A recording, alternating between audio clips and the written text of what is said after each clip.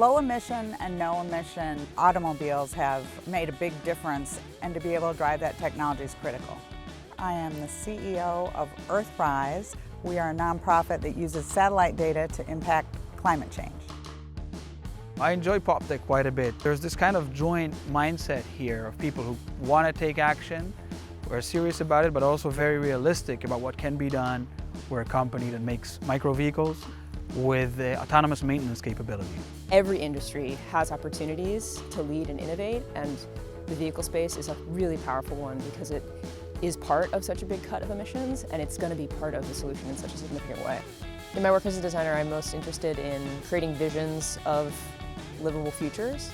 Finding ways to replace petroleum-based materials with algae-based materials represents several different wins on reducing the amount of carbon that we're putting into the atmosphere, and potentially that's in the atmosphere in total.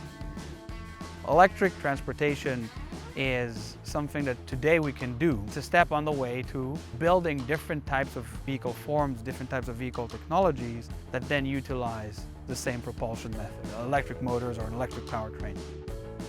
It's a really positive sign when brands like Mitsubishi come to events like this, because it shows a recognition that consumers are going to take responsibility, and we need to have more of our industry recognizing that future consumers are going to be better informed and want to buy sustainable products.